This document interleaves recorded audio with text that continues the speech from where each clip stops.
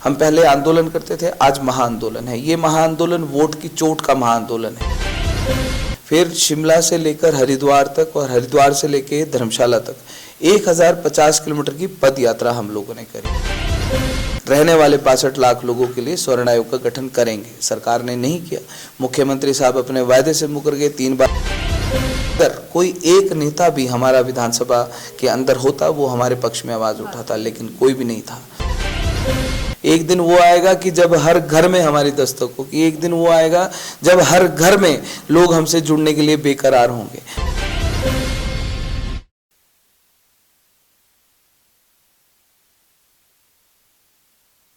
सक्षम news India में आपका स्वागत है। आज हमारे साथ मौजूद है रुमित सिंह ठाकुर। इनके बारे में और जानकारी मैं आपको आगे दूंगी। सबसे पहले मैं रुमित जी आपसे जानना चाहूंगी कि आपका राजनीति में किस तरह से राजनीति तरफ रुख हुआ और किस तरह से आपका चुनावी या सफर की शुरुआत हुई।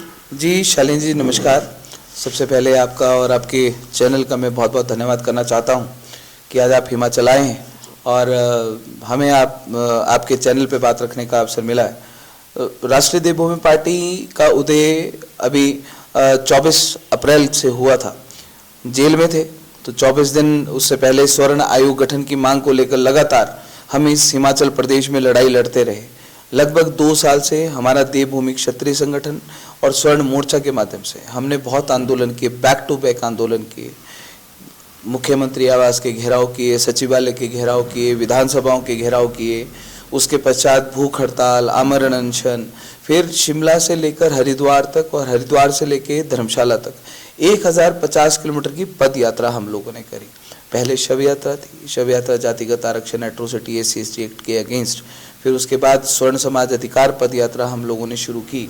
तो जब वो यात्रा शुरू करी तो 10 दिसंबर धर्मशाला को एक ऐतिहासिक दिन था, जिस दिन पहला दिन विधानसभा सत्र का था और लाखों की संख्या में पहली बार इस हिमाचल प्रदेश में हमारे स्वर्ण समाज के लोग एकत्रित हुए।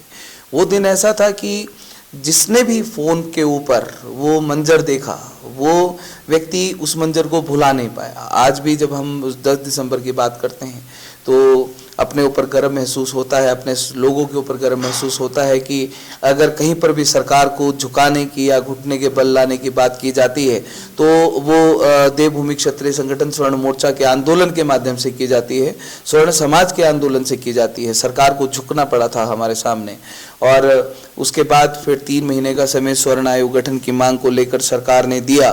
तो कहा कि हम बजट सत्र में आपके लिए स्वर्ण आयोग इस हिमाचल प्रदेश में रहने वाले 62 लाख लोगों के लिए स्वर्ण आयोग का गठन करेंगे। सरकार ने नहीं किया। मुख्यमंत्री साहब अपने वायदे से मुकर गए। 3 बार पहले मुकरे थे, चौथी बार उन्होंने रिटर्न में लिख के दिया था कि मैं स्वर्ण आयोग बनाऊंगा। हमारे 62 लाख लोगों की पीठ में उन्होंने छुरा घोंपने वाला काम किया।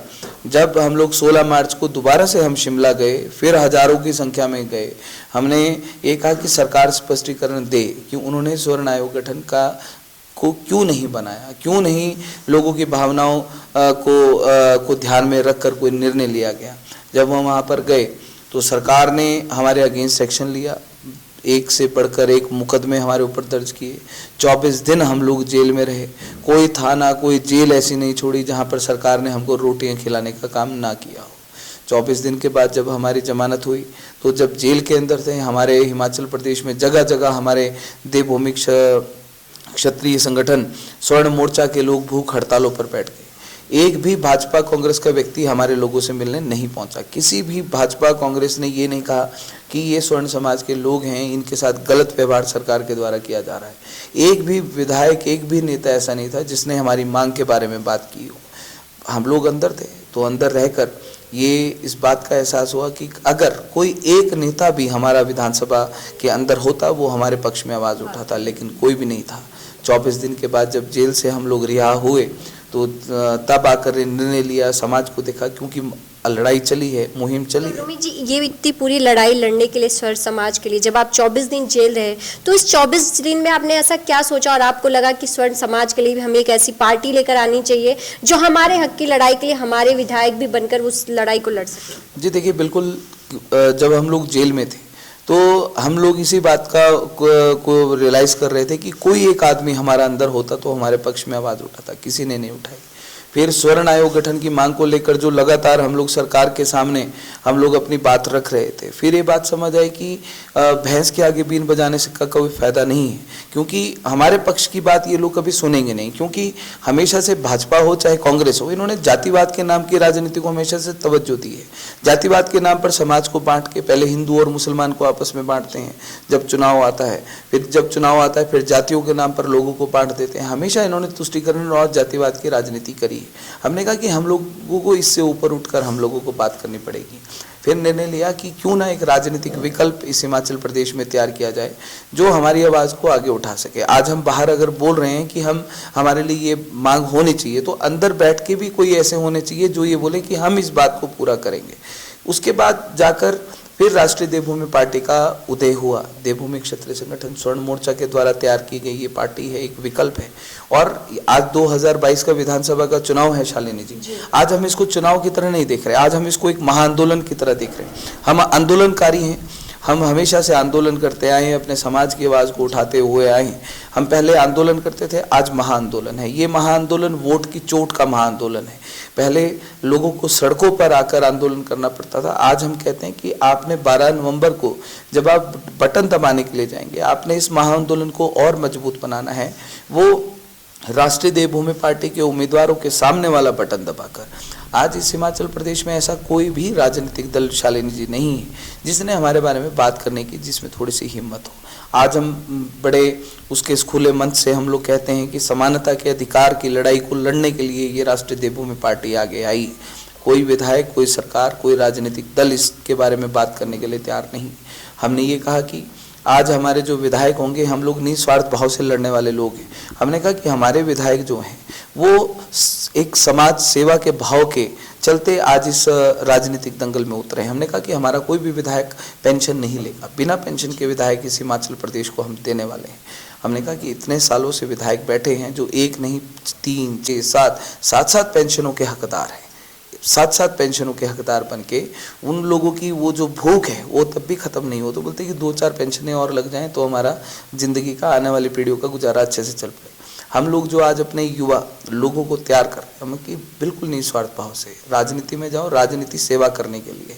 तो राजनीति में सेवा भाव के साथ अब जब जाएंगे, तो हमने कहा कि हमारा कोई भी युवा विधायक हमारा पेंशन का हकदार नहीं होगा।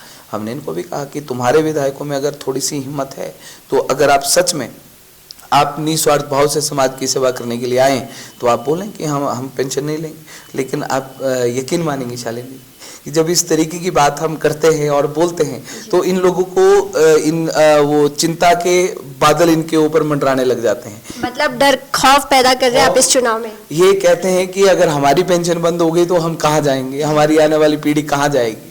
तो ये जो लोग हैं, आज आप जितने भी उम्मीदवार देख लीजिए, आप भाजपा में देख लीजिए, कांग्रेस में देख लीजिए, कई इंडिपेंडेंट ऐसे उम्मीदवार आए हैं शालिनी जी, जो चुनाव की घोषणा भी नहीं हुई, चुनाव की घोषणा होने से पहले करोड़ों रुपया वो हिमाचल प्रदेश में खर्च चुके हैं। करोड़ों रुपया, वो करोड़ों रुपया खर्च के जब मान लीजिए अगर 1% वो विधायक बन जाते हैं, वो पूरा कहाँ से करेंगे पैसा। अगर आप जनता को, आज आप जनता की कीमत लगाने पर आ गए कि जनता फ्री में ये लेकर हम ये वोट देगी, या ये यहाँ पर जाकर हमें वोट देगी, इतना पैसा देकर हमें वोट देगी, तो समाज सेवा भाव कहाँ से आएगा। या आप कहते हैं कि हम समाज को आगे बढ़ा, आप तो समाज की कीमत लगाने के लिए आए हैं। अगर आप ये कहते हैं कि हम राजनीति में आप भ्रष्टाचार मिटाएंगे, तो सबसे बड़ा भ्रष्टाचार तो आप खुद तैयार कर रहे हैं, जो लोगों के ऊपर आप करोड़ों रुपया खर्च रहे हैं, करोड़ों रुपया खर्च रहे हैं। तो रुमित जी, जब आपने राष्ट्रीय देवभूमि पार्टी तो आपने बना ली, राष्ट्रीय देवभूमि पार्टी, लेकिन उसके बाद आपके पास एक बड़ी चुनौती थी कि सभी सीटों पर किस तरह से प्रत्याशी को आप एक लेकर आएंगे। तो किस तरह से प्रत्याशी और सब कितने सीटों पे अभी आपके कैंडिडेट है, जिसके अनाउंसमेंट आपने फर्स्ट तो आपने अनाउंसमेंट किए, क्या लगता है और भी सीटों पे आपके कैंडिडेट होंगे? शालिनी जी देखिए, अभी तक कुल मिला के हम लोग 35 सीट्स के ऊपर चुनाव लड़ रहे हैं, और हमने ये एक बार सोचा था कि हम 68 सीटों के ऊपर चुनाव लड़ेंगे, लेकिन फिर अभी हमारी नई पार्टी है, बहुत सारे संसाधनों की कमी हमारे पास है, सबसे बड़ा फाइनेंस है कि देखिए आज हमारे जो लोग हैं, हमारे लोग समाज के कंट्रीब्यूशन के साथ आज चुनाव लड़ने के लिए जा रहे हैं। आज हम लोग जो लड़ रहे हैं, अपनी जेब का पैसा खर्च के हम लोग आज चुनाव के इस दंगल में हम लोग उतरे हैं। हमारे पास कोई अडानी नहीं, कोई अंबानी नहीं, कोई उद्योगपति नहीं, कोई कुछ और नहीं। हमारे सारे के सारे लोग अपनी जेब का पैसा खर्च के राजनीति में उतरे हैं। हमें ये लगा कि आज बेहतर तरीके से अगर आज हम 35 सीटों के ऊपर भी चुनाव लड़ते हैं तो बेहतर तरीके से अगर 35 सीटों में से भी अगर आज बहुत बड़ा कुछ हम अचीव कर जाते हैं, कितनी सीट्स के ऊपर हम लोग अपना कब्जा जमा पाते हैं, ये तो भविष्य के गर्भ में छुपा है और तय होगा। लेकिन मेरा इतना विश्वास है, और मेरा विश्वास, हम लोग बड़ा देवी देवताओं के ऊपर विश्वास करते हैं शालिनी जी। हम लोग हमेशा से कहते आए हैं कि देवी देवताओं का बड़ा साक्षात आशीर्वाद हमारे साथ रहा। कहा जाता है जिस तरह से देवभूमि कहा जाता है, देवों की भूमि है। फिर आप एक चीज़ और देखिए, देवभूमि क्षत्रिय संगठन हमारे जो संगठन है उसका नाम भी देवभूमि है। फिर जो हमारी पार्टी है उसका नाम भी राष्ट्रीय देवभूमि पार्टी है। हमारा एक और संगठन है स्वर्ण मोर्चा, उसका नाम भी देवभूमि स्वर्ण मोर्चा है। तो एक कोइंसिडेंट है। फिर जब हमें हमारा पार्टी का चुनाव चिन्ह मिला तो जिस दिन पार्टी का सिंबल मैं अप्लाई करके आया था दिल्ली में, तो उस दिन मुझे पता था कि मेरी प्रायोरिटी क्या है, वो किसी और को नहीं पता था कि मेरी प्रायोरिटी क्या है। मेरी प्रायोरिटी बांसुरी थी चुनाव चिन्ह में, क्योंकि भगवान श्री कृष्ण जी को हम रिलेट करते हैं। तो जब वो एक भाव था मन के अंदर कि ऐसा कुछ मिले जो मतलब कहीं ना कहीं टच हो, किसी को टच, वो चुनाव चिन्ह टच करे। तो जब मैं घर, जिस अपने फ्रेंड के मैं घर ठहरा हुआ था दिल्ली में, तो जब मैं उनके घर वापस पहुंचा ऑफिस से, तो उनकी छोटी छोटी 2 बेटियां हैं। तो उनकी बेटियों ने मुझे एक बांसुरी की एक छोटी सी पेंटिंग गिफ्ट करी खुद बनाकर। तो उस टाइम जन्माष्टमी भी थी, तो मेरे को लगा कि ये कुछ कोइंसिडेंट है कि मैंने वहाँ पे फर्स्ट नंबर में बांसुरी दिया है। मेरे मन की जो वही मेरे को पेंटिंग गिफ्ट मिलती है। और जब अभी हमारा पार्टी सिंबल अलॉट हुआ तो मतलब हमारा उन देवी देवताओं के प्रति जो हमारा विश्वास था शालिनी जी, वो 10 गुना और बढ़ गया। क्योंकि आप मानते हैं कि हम भगवान श्री कृष्ण जी को ठाकुर जी बोलते हैं, तो हम भी ठाकुर हैं, है ना। तो भगवान श्री कृष्ण जी जिनको ठाकुर कहते हैं, वो ठाकुर जी स्वयं इस लड़ाई में अपना आशीर्वाद देने के लिए हमें आ गए। तो इससे बड़ा सौभाग्य हमारे लिए क्या हो सकता है शालिनी जी। हम तो इस चुनाव बोल सकते हैं रुमी जी की जो हमारी पार्टी, आपकी पार्टी जो राष्ट्रीय देवभूमि पार्टी के जितने भी 35 कैंडिडेट हैं, वो ईमानदार और सेवा भाव से ही इस चुनाव मैदान में हैं। जी बिल्कुल शालिनी जी, बिल्कुल निस्वार्थ भाव से, सेवा भाव के साथ आज हमारे उम्मीदवार इस चुनावी दंगल में उतरे हैं, इस महाआंदोलन में उतरे हैं। क्योंकि ये हमारे लिए है ही महाआंदोलन शालिनी जी। इसको हम लोग चुनावी रूप से हम लोग देख नहीं रहे, क्योंकि शुरू से आंदोलन करते आए। फिर एक तरीके का आप मान के चलिए कि हमारे पास विकल्प कोई नहीं था। हमने जब बाई इलेक्शन हिमाचल प्रदेश में हुआ तो भाजपा 4 सीटें हारी। मंडी लोकसभा, अर्की विधानसभा में जो नोटा दबा, जब मंडी में लोग नोटा दबा तो देवभूमि क्षत्रिय संगठन की सबसे बड़ी मुहिम थी नोटा को लेकर। ये बोल रहे थे वोट फॉर बीजेपी, ये बोल रहे थे वोट फॉर कांग्रेस, हम बोल रहे थे वोट फॉर नोटा। इस हिमाचल प्रदेश में सबसे बड़ी रैली नोटा को लेकर हम लोगों ने निकाली, देवभूमि क्षत्रिय संगठन स्वर्ण मोर्चा ने। इस हिमाचल प्रदेश में भाजपा की सरकार होने के बावजूद अपनी मंडी लोकसभा की सीट हारी ड्यू टू देवभूमि क्षत्रिय संगठन स्वर्ण मोर्चा, और नोटा के माध्यम से अर्की विधानसभा की सीट हारे ड्यू टू देवभूमि क्षत्रिय संगठन और नोटा के माध्यम से। हम लोगों ने वो झटका वहां पर इनको दिया था कि जो आज समाज की ताकत है वो क्या ताकत है। आज जब चुनाव आया है तो चुनाव में भी आज हम लोग अपनी ताकत दिखाने के लिए इनके सामने खड़े हैं। अच्छे जो लोग हैं जिनको डरा सकते हैं इनको डराते हैं। हमारे बहुत सारे कैंडिडेट कई जगह जहाँ पर हम लोग खड़े कर रहे थे, हम बात करते थे उनसे जाकर, वो हमारे पास आते थे कि आपकी पार्टी से हमने चुनाव लड़ना है। तो आज बात करते थे, अगले दिन उन लोगों का ही नहीं पता चलता था वो कहाँ गए। फ़ोन स्विच ऑफ होते थे, घर जाते थे, मिलते नहीं थे, बात नहीं करते थे। वो बोलते नहीं जी बस हो गया, मतलब एक डर का भाव उनके। तो मतलब भाजपा कांग्रेस के दिलों में इतना डर है कि आज ये इनकी एक एक नज़र हमारे ऊपर है कि कौन कौन इनके लोग हैं, कौन कौन इनके साथ जुड़े हैं, कैसे उनको डरा सकते हैं, कैसे क्या कर सकते हैं। तो हमारे जो लोग हैं, हमारे लोग डरते नहीं, जो साथ में खड़े हैं मजबूती के साथ। जो डर जाते हैं वो डर जाते हैं, जो नहीं डरते वो आज खड़े हैं। लेकिन रुमी जी, लोगों के मन में अभी भी एक सवाल है, क्या चुनाव के करीब आते आते क्या राष्ट्रीय देवभूमि पार्टी भी किसी पार्टी के साथ सहयोग में गठबंधन में आ सकती है? शालिनी देखिए, मैंने आपको कहा कि हम आंदोलनकारी हैं और हम लोग वो लोग हैं कि इन्होंने हमको डराने के लिए जो कर सकते थे, जेलों की सजा कराई, सब कुछ कराया। इन लोगों से गठबंधन की जहाँ बात आती है, आज हम लोग एक अधिकार की लड़ाई लड़ रहे हैं, एक समानता की लड़ाई लड़ रहे हैं। ये जो लोग हैं, इन लोगों को उखाड़ के फेंकना ही हमारा सबसे बड़ा मकसद है। शालिनी जी, मतलब क्लियर है कि किसी पार्टी के साथ शालिनी जी, हमारे लोग भूल नहीं सकते। आप यकीन मानिए शालिनी जी, कितने सारे आंदोलन होते हैं, कितने सारे लोग सड़कों पर होते हैं। हमारे बाद भी बहुत सारे आए, हमसे पहले भी बहुत सारे आए। जितनी बार हम लोग सड़कों पर उतरे, जितनी बार हम लोगों ने आंदोलन करने की बात करी, बहुत सारे लोग आंदोलन करते हैं। किसी के ऊपर धारा 144 नहीं लगी, हमारे ऊपर धारा 144 लगी। 3-3 दिन पहले हमारे लोगों को नजरबंद कर देते थे, घरों में, घरों से उठा लेते थे। हमारा कार्यकर्ता घर में बैठा होता था और थाने में उसके ऊपर केस लिखा होता था कि ये यहाँ से गाड़ी लेकर भागा है। तो इन लोगों के मन में इतना डर था, जो जितनी बार हम लोग धारा 144 से हमारा स्वागत किया। पहले हम लोगों को लगा कि नहीं यार, ये धारा 144 हमारे लिए, हम तो कश्मीर में सुनते थे कि कश्मीर में धारा 144 लगती थी। जब हमारे ऊपर धारा 144 लगनी शुरू हुई तो पहले तो बड़ा अजीब लगा, उसके बाद अपने ऊपर प्राउड होने लगा। वो कारण ये था कि हम पहले वो लोग हैं कि जिनका स्वागत धारा 144 से होता है। हम पहले वो लोग हैं कि जिनके घर से निकलने से इन लोगों की कुर्सियां हिल जाती हैं, इनकी राजनीतिक जमीन हिल जाती है। हम वो लोग हैं कि इनको हमारा स्वागत धारा 144 से करना पड़ता है। तब हम इनको बोलते थे कि इससे भी बढ़ के कोई धारा है, तुम लगाओ।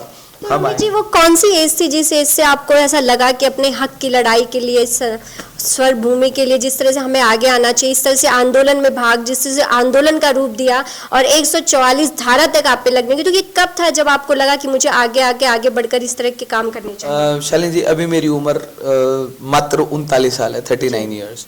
तो हम लोग शुरू से पहले अलग अलग संगठनों में रहे, राजनीतिक पार्टियों से भी जुड़े रहे। तो लगभग 2015 से हम लोगों को एहसास हुआ कि हम लोग राजनीतिक दलों से जुड़े हैं, उनके झंडे उठा रहे हैं, जय जयकार कर रहे हैं।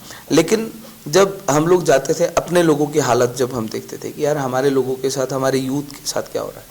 एक 90% वाला घर में बैठा है, 40% वाला कुर्सी पर बैठा है। जहाँ पर किसानों को बीज जब दिया जाता है तो उसमें भी कास्टिज्म होता है। जब एक गवर्नमेंट एम्प्लॉय को प्रमोशन दी जाती है उसमें भी कास्टिज्म होता है। जब एक जो यूथ है, जब वो ग्राउंड में दौड़ता है, जब वो भर्ती देने के लिए दौड़ता है, उसमें भी कास्टिज्म होता है।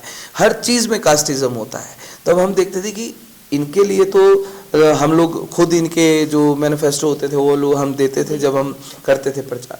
फिर हमें देखते थे कि यार एक वर्ग के लिए सब कुछ है, हमारे लिए कुछ नहीं है, और हमारे बारे में कोई बात नहीं करता, इनके लिए सब बात करते हैं। तो फिर हमको लगा कि हमारे बारे में कौन बात करेगा। फिर ये एहसास होना शुरू हुआ, फिर अपने समाज के प्रति। फिर वो कहते हैं कि चला था अकेला और कारवां जुड़ता गया।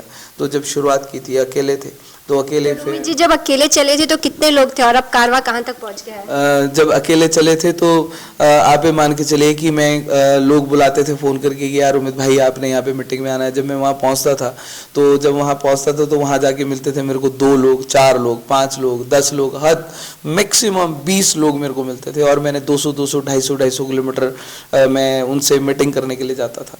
तो तब मतलब जब वहाँ जाके कई बार लोग हताश हो जाते कि यार मैं इतनी दूर आया तो इतने लोग, तो मेरे को कम लोग दिखते थे तो मेरा कॉन्फिडेंस लेवल और ज़्यादा बढ़ता था। तो फिर ये विश्वास होता था कि एक दिन वो आएगा कि जिस दिन अपने समाज का परचम इस हिमाचल प्रदेश में हम लोग लहराएंगे। एक दिन वो आएगा कि जब हर घर में हमारी दस्तक होगी। एक दिन वो आएगा जब हर घर में लोग हमसे जुड़ने के लिए बेकरार होंगे। आज वो समय है, आज हर घर में लोग हमसे जुड़ने के लिए बेकरार हैं। आज हम 35 सीटों के ऊपर चुनाव लड़ रहे हैं। आज प्रदेश की सरकार ने या केंद्र की सरकार ने जो ये समय सारणी निकाली कि फेस्टिवल्स टाइम के बीच में एकदम से ये सारा का सारा नॉमिनेशंस का टाइम निकाला, 2-3 दिन की छुट्टियां, लोगों के कागज़ नहीं बनेंगे, डॉक्यूमेंट्स नहीं बनेंगे, बैंक अकाउंट नहीं खोल पाएंगे। तो जो इस तरीके से इन्होंने अपने फ़ायदे के लिए जो ये किया है, तो मेरा ये मानना है कि इनके पैर पे कुल्हाड़ी। आज जिन विधानसभाओं में हम चुनाव नहीं लड़ रहे हैं वहाँ के लोग आज मैसेजेस फ़ोन करके बोल रहे हैं कि उमित भाई हमारे यहाँ से क्यों नहीं किसी को खड़ा किया। तो भाजपा कांग्रेस का डर हम लोगों को साफ दिखाई देता है शालिनी जी। तो अब क्या लगता है रुमित जी, अब आपको भगवान कृष्ण की बांसुरी भी मिल चुकी है और जनता पे कितना विश्वास है, क्या लगता है जनता का कितना प्यार मिलेगा जो वोटों में तब्दील होगा? शालिनी जी देखिए, मेरा पूरा विश्वास है कि जहाँ पर बात जनता की आती है तो जनता ने प्यार प्रेम देने में हमें कभी भी कोई कसर बाकी नहीं छोड़ी है। खुलकर, मतलब रोमित ठाकुर हिमाचल प्रदेश का वो पहला व्यक्ति है कि जिसको समाज के नाम पर इतना प्यार मिला है। आज तक इतने संगठन के लोग रहे, इतना सब कुछ रहा, लोगों ने हमें कंधे पे बैठाया, फूल मालाएं, मतलब प्यार अपना इस तरीके से बरसाया कि जैसे लोग फूल बरसाते हैं। मैं जहाँ पर जाता हूँ तो वहाँ पर लोग औरों का तालियों से स्वागत करते हैं। हमने ये देखा है कि जब कोई नेता जाता है तो लोग वहाँ से उनका तालियों से स्वागत करते हैं। लेकिन शालिनी जी, रोमित ठाकुर जहाँ पर जाता है लोग रोमित ठाकुर का आंसुओं से स्वागत करते हैं। कि जब मैं वहाँ लोगों से मिलता हूँ तो उनकी आंखों में एक आंसू होती है, उनकी आंखों में एक उम्मीद होती है। वो एक उम्मीद भरी नज़र से मुझे देखते हैं। तो मेरे को लगता है कि यार हमारी जिम्मेवारी कोई छोटी जिम्मेवारी नहीं है। आज हम लोग चुनाव के परिणाम से हम लोग नहीं डरते कि हारेंगे जीतेंगे कुछ भी होगा। हमारे लिए मायने ये रखता है कि हमारे लोगों को हमसे उम्मीद है, हमारे लोगों की वो उम्मीद नहीं टूटनी चाहिए। हारेंगे तो कल को जीतेंगे भी, अगर हारेंगे तो फिर लड़ेंगे और स्ट्रांग होकर लड़ेंगे, फिर अगली बार जीतेंगे। हार जीत मैटर नहीं करती, मैटर करती है लोगों की उम्मीद, मैटर करती है लोगों की भावनाएं कि किस भावना के साथ वो हमारे साथ जुड़े। लोगों की भावनाएं हमारे साथ जुड़ी रहें, लोगों की भावनाएं आहत ना हो, हमारा प्रयास वो है। शालिनी जी, ये जो चुनाव आएगा, इस चुनाव में हम लोग एक बात तो याद तय है शालिनी जी कि राष्ट्रीय देवभूमि पार्टी जब इस चुनावी दंगल में उतरेगी, इन भाजपा कांग्रेस वालों को छठे का दूध हम लोग याद दिला देंगे। ये वादा हम इन भाजपा कांग्रेस वालों से करना चाहते हैं कि तुम्हारे किए हुए कर्म हम नहीं भूले, तुम्हारे द्वारा किए गए लाठीचार्ज हम नहीं भूले, तुम्हारे द्वारा लगाई गई धारा 144 हम नहीं भूले, तुम्हारे द्वारा हमारे लोगों को परेशान करना। जब हमारे लोग जाते थे, हमारे लोगों को रास्ते में रोक देते थे, गाड़ियां फंसा देते थे। जब मेरे ऊपर केस लगाए, हमें जब गिरफ्तार कराया गया, 200 250 पुलिस वाले भेज के घरों में इस तरीके से आते थे जैसे किसी आतंकवादी के घर में आए। हम लोग शालिनी जी वो नहीं भूले। और मेरा ये मानना है और मेरा ये कहना है सीधे तौर पे कि आज बाजी उस समय इनके हाथ में थी, इनके हाथ में सत्ता थी। आज इनके हाथ में सत्ता नहीं है। आज ये राष्ट्रीय देवभूमि पार्टी या ये वो लोग आज उस राह पे चलें कि आज सत्ता की चाबी हमारे हाथ में आने वाली है। चुन चुन कर बदला लेंगे, गिन गिन कर बदला लेंगे और 1% भी कहीं पे बख्शेंगे नहीं। तो जिस तरह से आप देख सकते हैं कि रुमित सिंह ठाकुर ना रुकेंगे ना डरेंगे, निडरता के साथ आगे बढ़ेंगे और कांग्रेस और बीजेपी को जिस तरह से वो चुनौती भी देते हुए नजर आ रहे हैं कि वह रुकने वाले नहीं है, झुकने वाले नहीं है, क्योंकि उन्हें अब जो लड़ाई उन्होंने ठान ली है आंदोलन के माध्यम से, अब वह लड़ाई चुनाव के माध्यम से उनके 35 सीटों पर जिस तरह से कैंडिडेट है वो चुनाव मैदान में है सेवा भाव से। अब देखना यह होगा कि 12 नवंबर को किस तरह से जनता अपना प्यार वोटों में तब्दील कर इन्हें विजयी बनाती है। बस आप हमारे साथ ही बने रहिए। आगे और भी खबरों के लिए सहयोगी सुंदर के साथ मैं शालिनी सिंह। आप देख रहे हैं सक्षम न्यूज इंडिया, सबसे पहले सबसे तेज।